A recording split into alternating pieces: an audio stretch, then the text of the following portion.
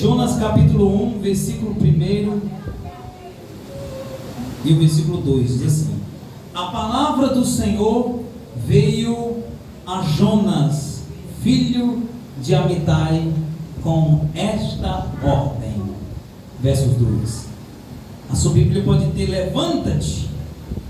A minha diz: vá depressa à grande cidade de Nínive e pregue contra ela, porque a sua maldade subiu até minha presença.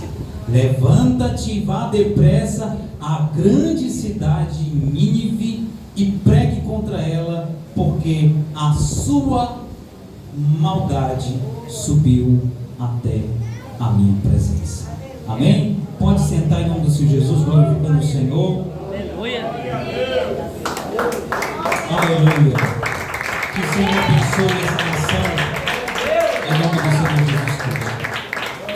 Meus irmãos, o profeta Jonas, um profeta bastante conhecido, como os irmãos já mencionaram, profeta fujão, profeta que desobedeceu uma ordem do Senhor de ir até a cidade chamada Nínive, pois a maldade desse povo havia chegado até as narinas de Deus, até o coração de Deus, e o Senhor já estava muito, mas muito entristecido com a vida que esse povo havia levado.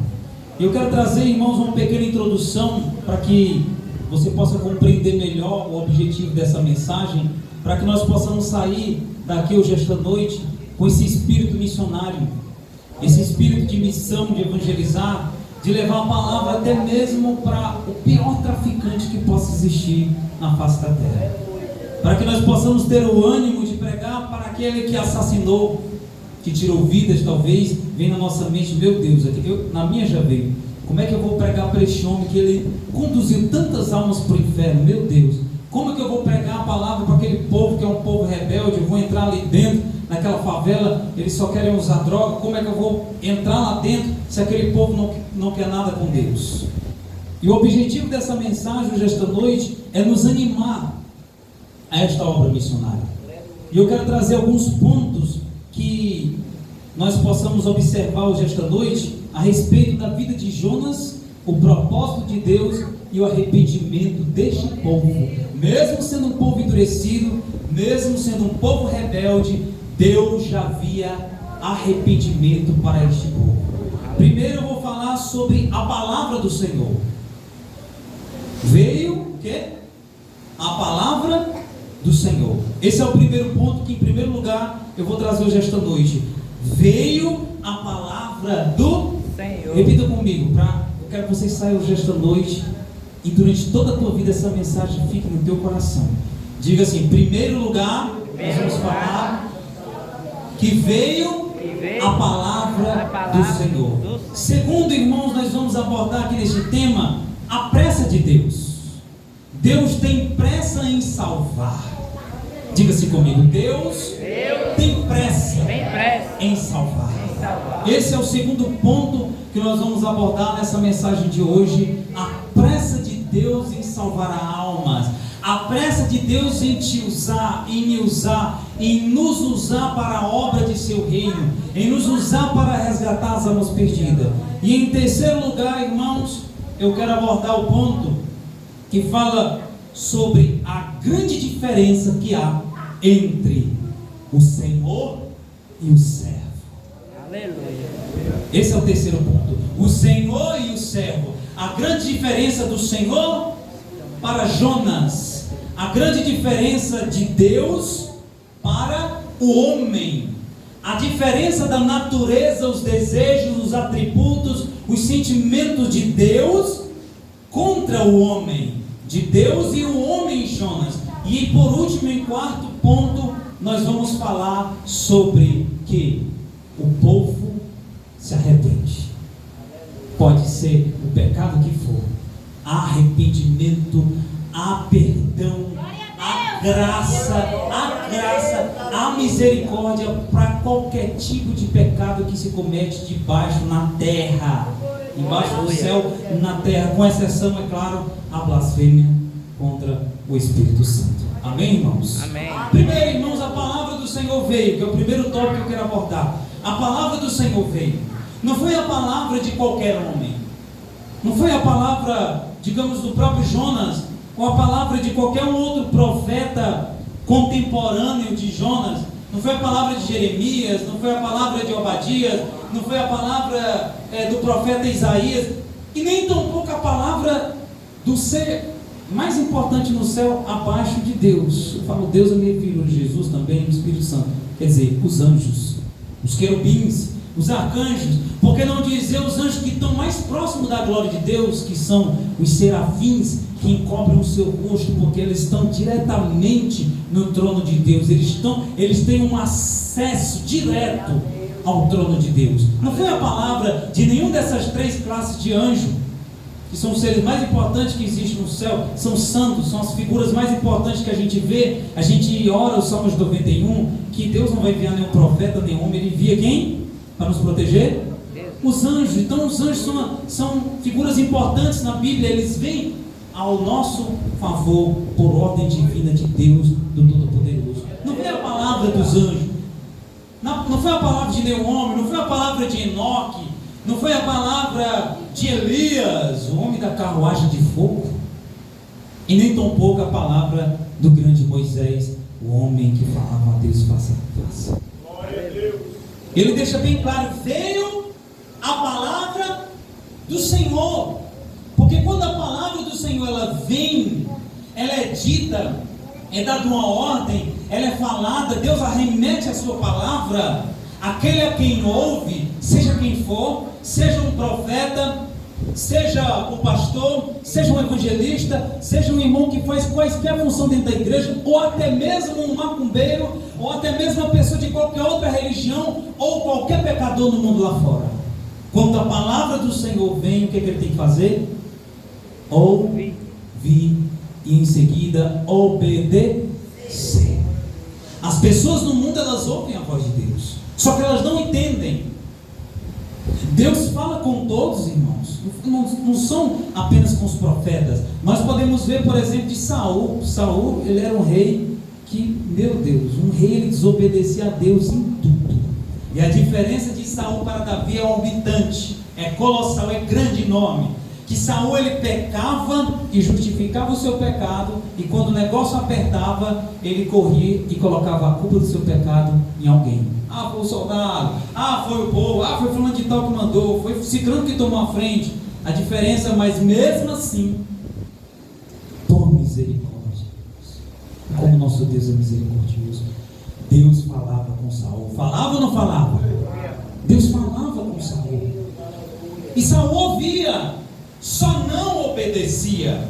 Porque Saul, ele não obedecia sempre, ele sempre desobedecia. Porque Saul era rebelde. Porque Saul tinha um coração endurecido.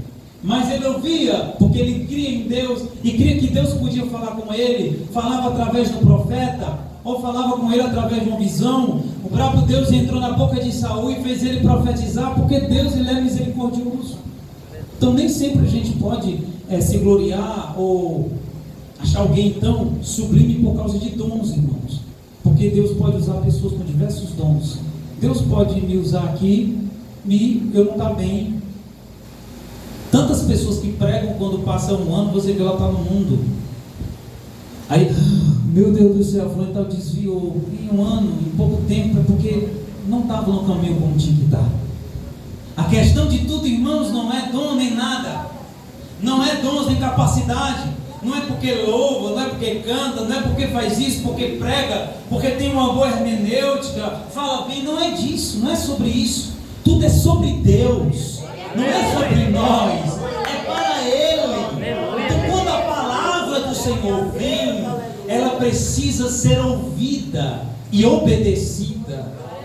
É a palavra de Deus, não é a palavra do meu patrão, ou do teu patrão, ou da tua patroa, que é uma palavra importante lá na empresa. Mas é a palavra de Deus. Não foi a palavra de Amitai, o pai de Jonas, que veio. Foi a palavra de Deus. E a palavra do Senhor veio ao profeta Jeremias. E o Senhor disse para Jeremias que ia usá-lo, que ele não dissesse que era uma criança, que o Senhor o capacitaria. A palavra do Senhor também veio a Ezequiel.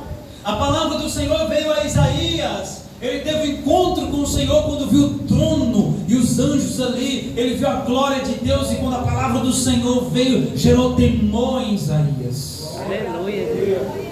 A palavra do Senhor veio a todos os profetas e veio a Jonas. E hoje a palavra do Senhor vem a você. E hoje a palavra do Senhor vem a mim. E no dia que você abriu seu coração para a graça de Deus, a palavra do Senhor foi que entrou dentro de você. Aí eu fui até Jesus porque eu sou uma pessoa boa. Por nós, irmãos, por nossa vontade, nenhum de nós estaríamos aqui. Porque a nossa carne, o nosso eu, só queria rejeitar a Deus. Mas foi a palavra do Senhor que entrou dentro de nós e disse: filho meu, filha minha, jovem, eu tenho algo contigo, tenho um reino preparado para ti e vou te usar para ganhar almas para o meu reino. Aleluia. Pode bater palma para Jesus, porque a palma é para Ele.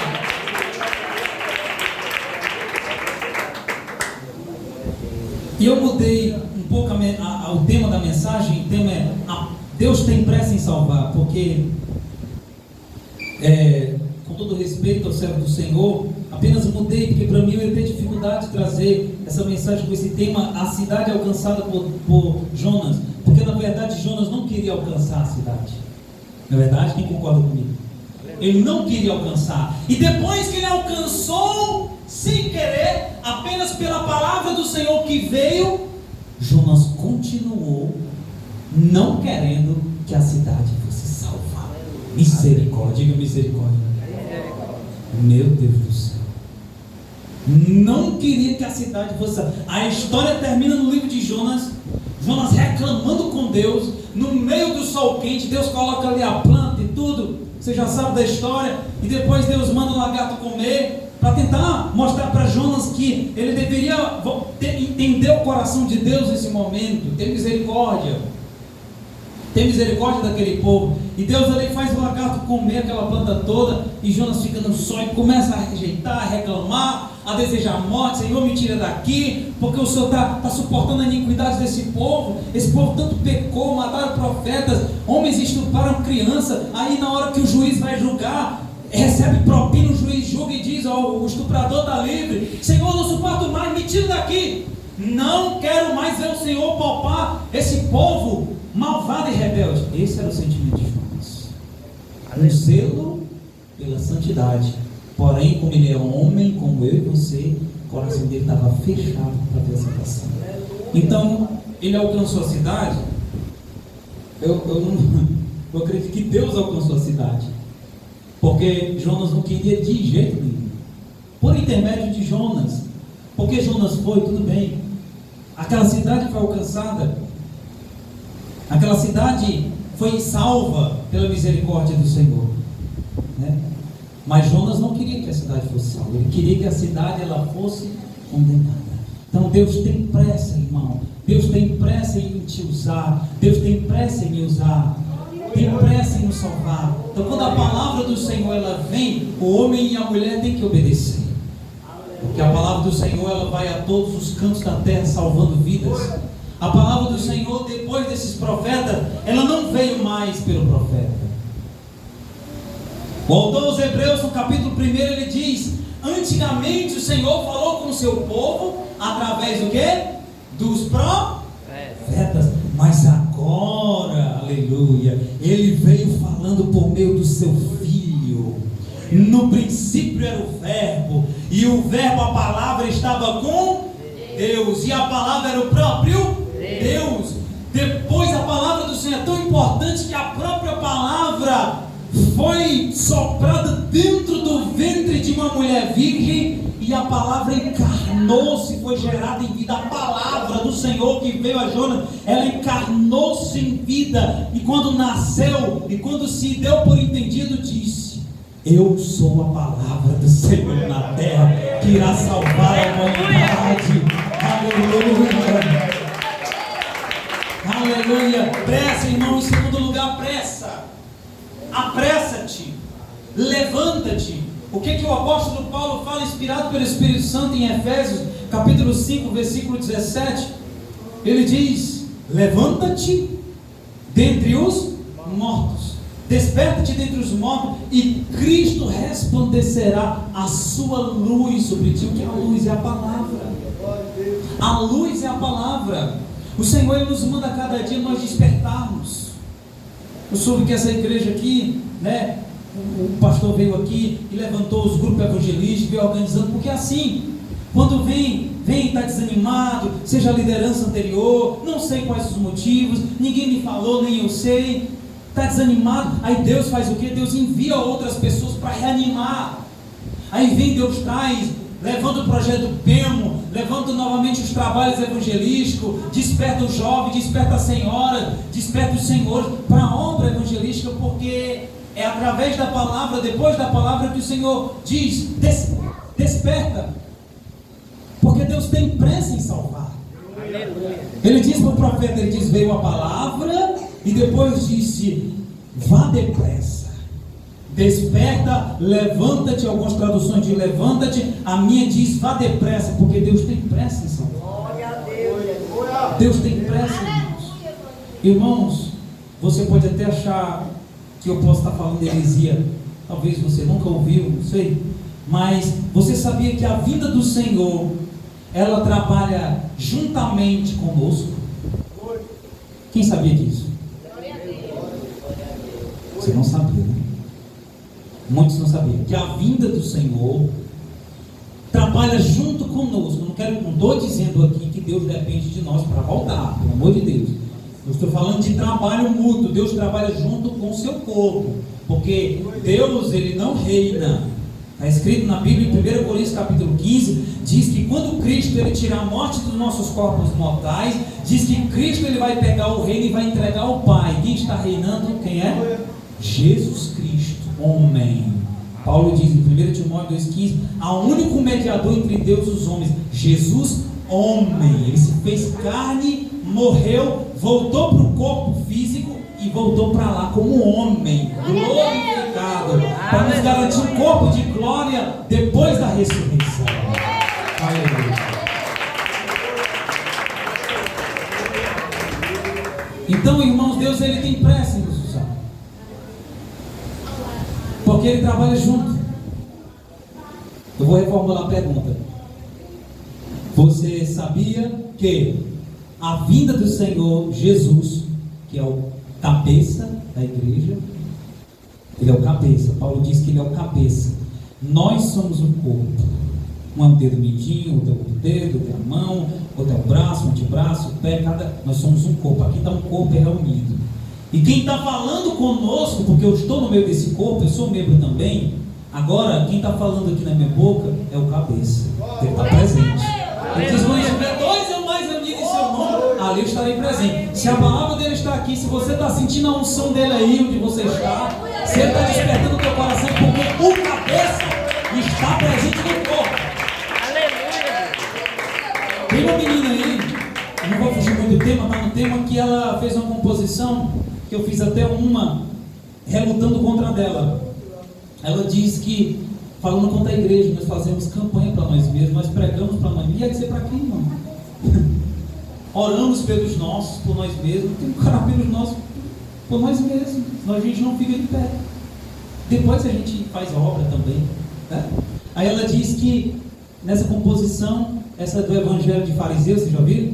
O Evangelho de Fariseu, ela chama o Evangelho de Fariseu, ela culpa a igreja lá dos danos na ilha de Marajó. Ao invés de ela culpar os governantes e os juízes que não estão julgando, vem culpar a igreja como se a igreja tivesse poder de punir, prender o bandido e colocar na cadeia.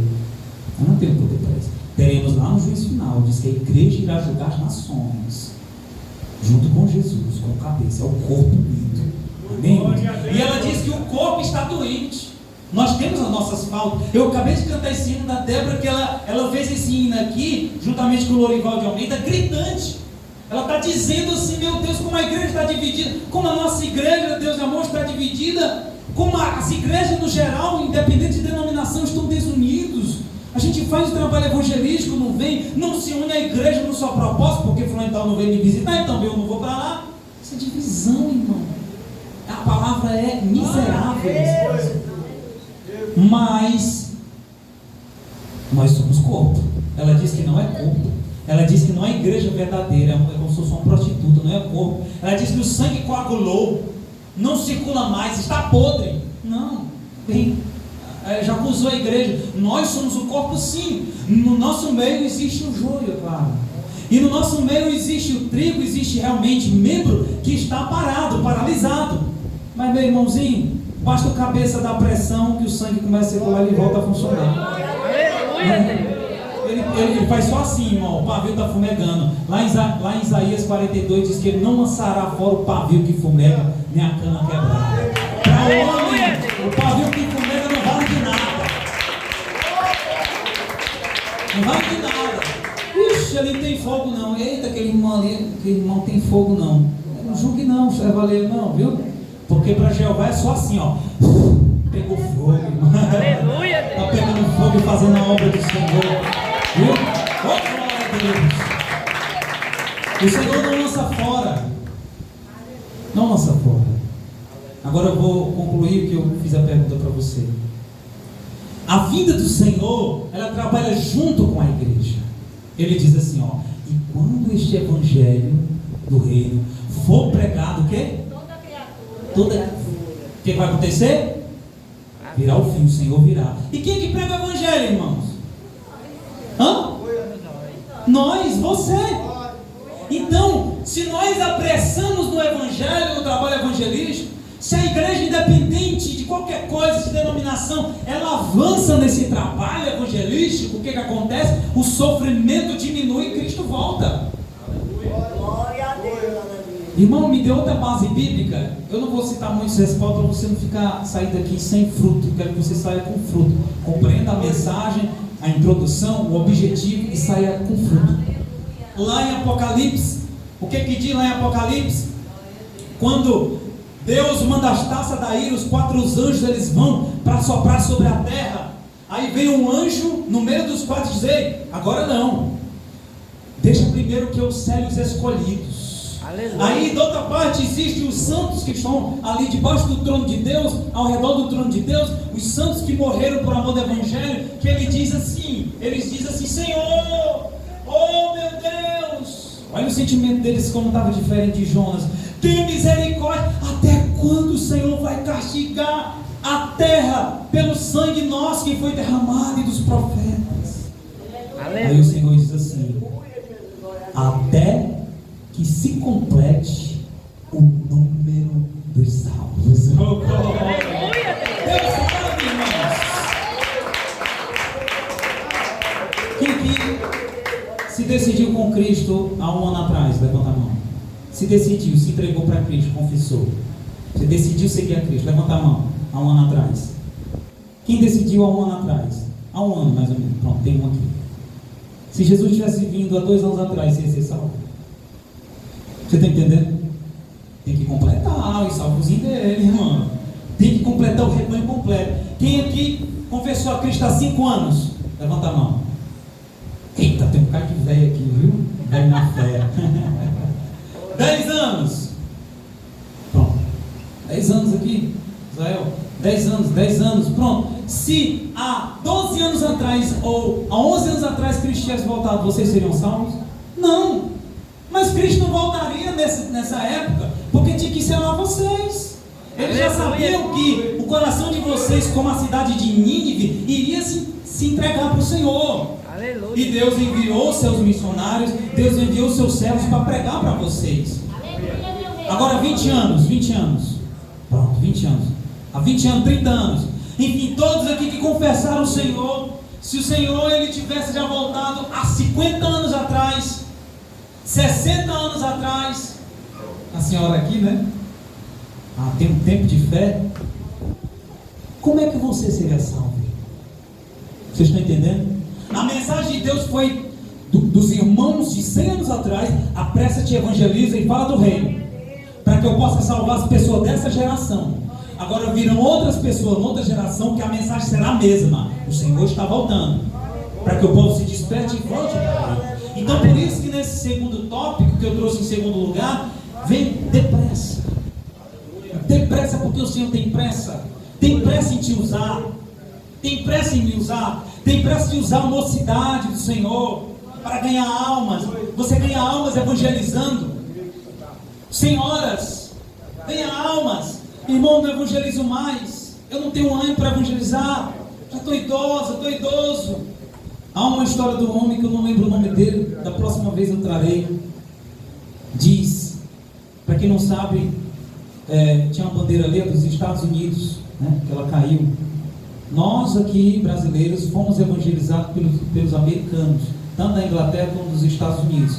O evangelho veio até nós através deles. Então existem muitos missionários que veio para cá, como Jonathan Edwards, Charles Spurgeon, né? Missionários daquela época, na verdade. Esses não vieram para cá. Como Hudson Taylor, que ganhou a China para Jesus. Hudson Taylor disse assim para o Senhor, na biografia, as pessoas escrevem e diz que Hudson Taylor, orando, ele diz assim: dê-me alma, senão morrerei. Diz que ele disse para o Senhor: Senhor, eu quero que o Senhor me dê a China. Eu quero que o Senhor me dê a China. Ele foi para a China para pregar o evangelho. Foi o primeiro evangelista a pisar os pés na China a pregar o evangelho. E a China está cheia de servos do Senhor lá, para a glória de Deus. Porque um homem, um jovem solteiro, teve coragem de ir. David Brainerd estava para casar com, eu estou falando agora mais específico com jovens. Um jovem estava para casar com a filha de um pastor muito conhecido da época, Jonathan Edwards, um homem muito respeitado, que andava em santidade com Deus, um homem que foi conhecido pelo seu sermão Pecadores nas mãos de um Deus irados. Diz que as pessoas choravam e se arrependiam quando ele pregava. Ele estava para casar com a menina, e ele disse: não, eu vou para o mato, no meio dos índios, vou ganhar os índios da América para Jesus. E ele foi, irmão, e ganhou os índios da América para Jesus. Da geração dele, ele marcou. Tempo tem pressa, o Senhor. E Deus quer lhe usar. E Deus quer usar a sua vida. Amém, meus irmãos? Vamos apressar um pouco aqui. Terceiro lugar, irmãos, que eu falei, o terceiro ponto. A diferença da natureza de Deus e a natureza do homem. A natureza do Senhor como servo e do Senhor como Senhor e de Jonas como servo. Existe uma diferença muito grande entre Deus e entre você e eu. Jonas Fujão, né? Para nós é fácil. O Fujão, a gente fala: o Jonas Fujão. Quantas e quantas vezes nós fugimos, irmãos, hein? Quantas vezes nós fugimos? Eu fugi várias vezes. Tantas vezes o Senhor usou o pastor Daniel para poder eu estar à frente de uma obra. Né, pastor?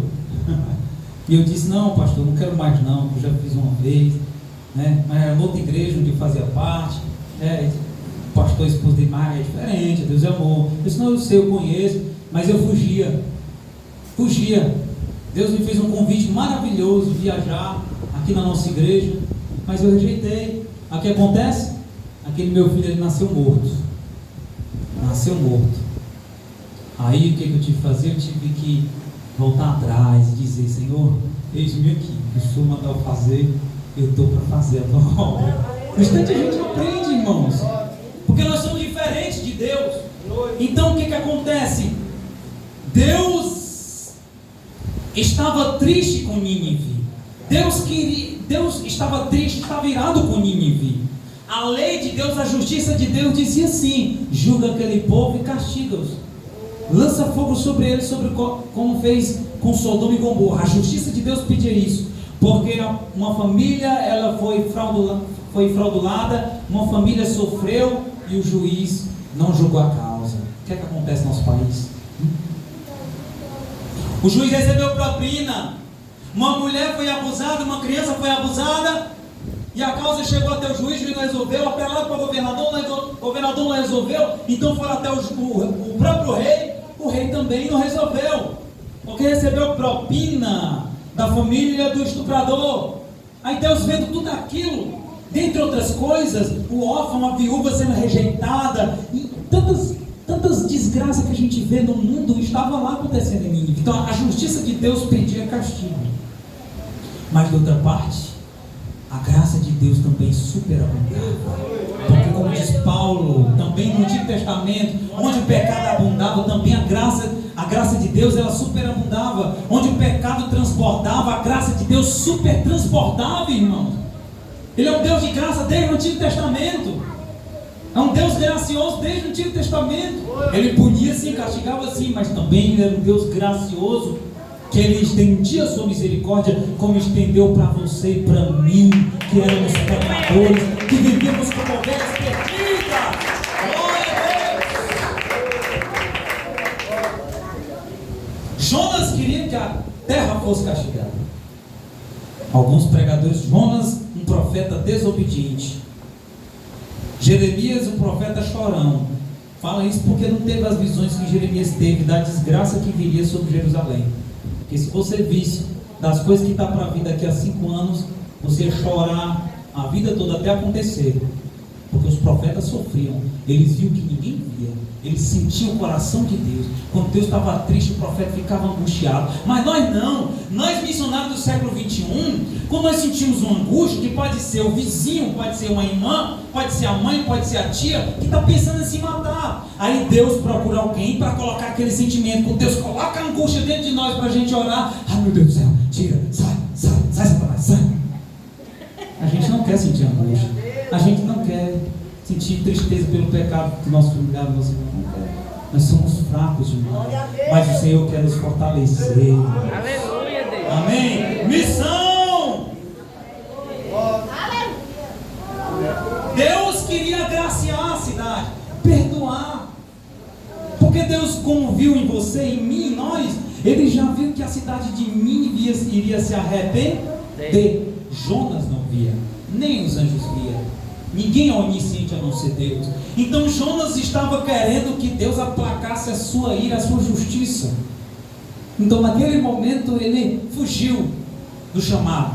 Ele desobedeceu naquele momento o chamado. Mas ele era um servo de Deus obediente. Naquele momento, porque ele não aceitava ver aquele povo sendo perdoado pelas maldades que praticaram e praticavam durante anos e anos e décadas e milênios.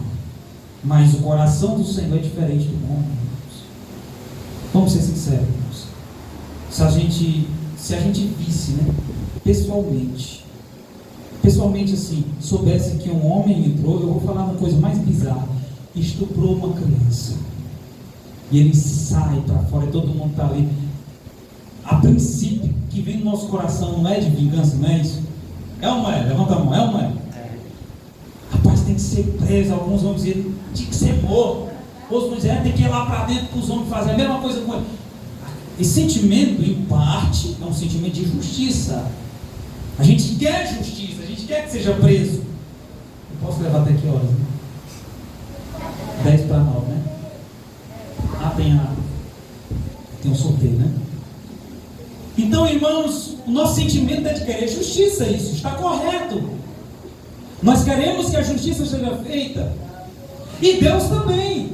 Deus quer que aquele delinquente ele seja preso. Deus sabe que ele vai colher o que ele fez. Deus sabe que ele vai sofrer pelo ato que ele fez. Ele vai pagar na cadeia, ele vai sofrer. Depois, quando ele sair, outro sofrimento que ele vai passar. Mas, irmão, Deus não vê como homem. Tomara que esse infeliz morra, esse miserável, esse maldito morra, vá para a cadeia. Eita, irmãos, esse é o coração do homem. Mesmo depois da gente regenerado, esse sentimento, porque nós ainda temos uma natureza humana pecaminosa, nós lutamos contra ela. Por isso que nós oramos, jejuamos, estamos na casa do Senhor ouvindo a palavra, para essa natureza ser amansada, amansada nada. Ninguém amansa a carne não, meu irmão, para ela ser morta, para mantê-la crucificada com Cristo, para mantê-la no sepulcro, morta e o Espírito vivo para o Senhor. E Jonas estava com esse sentimento, mas o coração de Deus é diferente, irmão. Deus tinha misericórdia daquele povo. Deus viu que o rei ia se arrepender. O rei apregou um jejum, o rei chorou, convocou os príncipes, convocou o juiz. Gente, nós pecamos, nós falhamos contra o Senhor, grande é o nosso pecado. O juiz rasgou as suas vestes, irmão, rasgou as suas vestes, colocou pano de saco. Começou o juiz, o próprio rei saiu do palácio, gritou: arrependei-vos. Deus levantou um profeta no próprio rei de Nínive. Oh, glória a Deus. Deus fez do próprio rei de Nínive ser um profeta, porque o rei foi diante do povo e disse: arrependam-se, povo, porque porque nós pecamos contra o Senhor. E Ele estendeu sobre nós para que Ele estenda sobre nós o seu perdão. Aleluia, Deus. É por isso que nós temos que buscar sempre a vontade de Deus, para ser sensível à voz de Deus, para ser piedoso e ter misericórdia. Se Deus tem misericórdia com o mais profundo do pecador, como teve lá em Nínive, por que nós não podemos ser misericordiosos com o irmão? Né? Eu preciso ser misericordioso com o irmão, com a irmã, com a falha, com o erro. Ter misericórdia do vizinho que é chato, muitas vezes coloca o som alto lá, aquela música lá que ninguém entende nada. Ou pessoas que praticam coisas terríveis, irmãos. Terríveis. Eu, conversando com a minha esposa, meu Deus, só Deus mesmo, viu? A pessoa mata 2 pessoas, 3 pessoas, meu Deus, aí Deus perdoa. Nós, é difícil, irmão, para nós entender isso. Mas Deus é Deus, irmãos. Ele é um Deus de graça e de misericórdia. Todos os nossos pecados que nós cometemos, Ele nos perdoou. Então, além dele ver a palavra do Senhor a nós, segundo ponto, o Senhor tem pressa em salvar. E em terceiro ponto, é o quê? A diferença de Deus, que é um Deus de graça, de nós, homens e mulheres, que somos sem misericórdia. O Senhor quer colocar essa misericórdia dentro de nós. Esse amor. Porque eu vou lhe dizer uma coisa: se esse amor não estiver dentro de nós, nós não teremos prazer por missões. Não teremos. Nós não teremos prazer, irmãos, em evangelizar. Por isso que tem aquele que diz, né? Eis-me aos teus pés, Senhor, opera em mim. Te peço mais amor, opera em mim. Teu gozo vou fluir, se tua lei cumprir. Ó, dá-me o teu amor. Se a gente não tiver amor, nós não vamos fazer nada. Então, o maior do que nós temos que pedir amor, porque este amor dentro de nós fará com que a gente vá atrás das almas que estão perdidas. Amém, irmãos? Amém. Atrás dos perdidos. Ser misericordioso, ir depressa, porque a palavra do Senhor vem a nós, e o Senhor diz: vá, apressa-te, evangelize, não tenha medo na faculdade, na escola, não tenha vergonha, vão te chamar de chato, vão te chamar de quadrado no trabalho, vá, pregue. Sou eu que estou falando dentro de ti, não é a tua cabeça não, não é da tua cabeça esse sentimento de querer pregar para ela, para ele não. Faça, porque eu tenho pressa em salvar e em te usar. Amém, meus irmãos? E em quarto lugar, para a gente entrar em encerramento dessa mensagem, é que o povo se arrepende. Eu citei esse tópico no terceiro, é claro. O povo se arrepende. Se nós formos, irmãos, se nós intercedermos, como eu falei do senhor da América, que eu não completei, né? Que ele era um evangelista, ganhava muitas almas. Joãozinho da oração, João não sei o que da oração, e ele ganhava almas para Jesus. Ele era um homem de intercessão, ele orava pelas almas, irmãos. E chegou um dia que ele ficou cansado, ele chegou aos 70, 80 anos de idade, e depois ele foi ao púlpito, e tem a biografia dele, depois eu trago, e ele diz assim: o Senhor me despertou de madrugada aos 88 anos de idade, e o Senhor disse para mim: eu quero te usar. E ele disse com a voz meio extrema: Senhor, como que o Senhor vai usar um homem velho como eu? Que serventia terei ele? Para que eu vou servir um Deus tão grande, que tem um exército de jovens cheios de saúde, seus corpos ainda estão como os meus corpos há 60 anos atrás? Para que eu sirvo? E o Senhor disse para ele disse: eu vou renovar a tua vida de oração, de intercessão pelas almas da América. Oh, glória a Deus. Me diz que aos 80 e poucos anos de idade, Deus renovou a vida de oração dele, irmãos. Então, quem não pode evangelizar? Se for plantar semente, se não tiver oração, intercessão por aquela alma, ela não se salva. Porque vai a semente, mas alguém tem que preparar a terra. O que prepara a terra é a oração, a intercessão pelas almas. A senhora pode interceder, nós podemos interceder. Quem quer ir ao campo, vai ao campo. Agora, quem tem saúde para ir ao campo não quer, preguiça. Mas quem está com o seu corpo, pode andar, evangelizar, fazer muitas caminhadas por aí ganhando almas, Você pode fazer os dois, ó, interceder, pode evangelizar. Porque pode ter certeza, se nós fizermos isso, irmãos, eu não vou dizer a humanidade vai ser salva, mas eu quero dizer que as Nínives de hoje, elas vão ser salvas. Eu quero dizer que a sua família vai ser salva. Eu quero dizer que se nós evangelizarmos, sairmos na rua para evangelizar, como os irmãos aqui têm costume, muitos outros têm o costume de evangelizar, nós vamos ganhar alma sim. Não deixemos Satanás dizer, não adianta esse trabalho, não adianta evangelizar, eles não querem. Eu vejo muitos dizerem assim, evangelizar para quê, irmão? As pessoas estão com o coração duro demais. Os nossos bancos estão vazios. É porque o povo não quer não, irmão. O povo não quer não, Jesus não. Coração duro. E você quis? Eu não quis não. Foi a graça de Deus que foi lá no teu coração duro, Deus. Ela entrou e ela deu vida a você. Jesus diz assim, todo aquele que o Pai me deu virá a mim. João capítulo 6. E todo aquele que vir a mim jamais eu lançarei fora. O Pai deu. Foi o Pai que levou a graça até você, quebrou a pedra do seu coração, tirou os espinhos, entrou com a graça dele e te salvou. Então, irmãos, sejamos mais misericordiosos. Acreditemos que nós é que temos que ir ao campo e ganhar almas.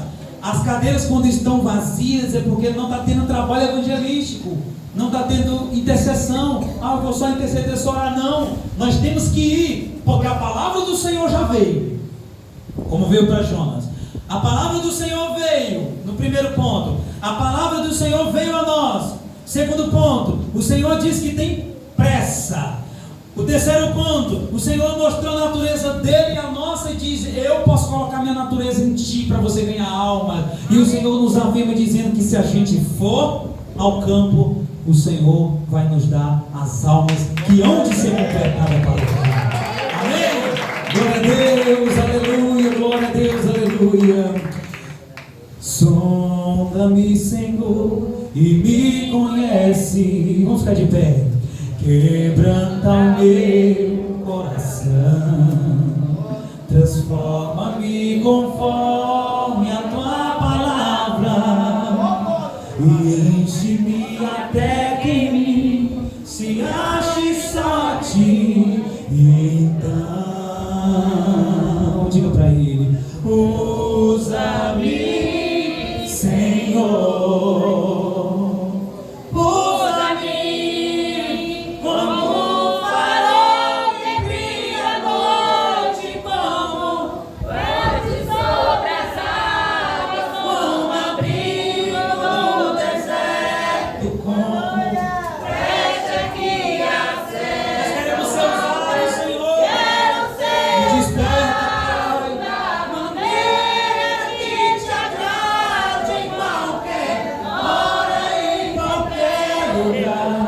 Eis-me aqui a minha vida, usa-me, Senhor, usa-me. Aleluia, glorioso Deus, amado Pai, muito obrigado, Pai, muito obrigado, Senhor, Tu és um Deus de graça.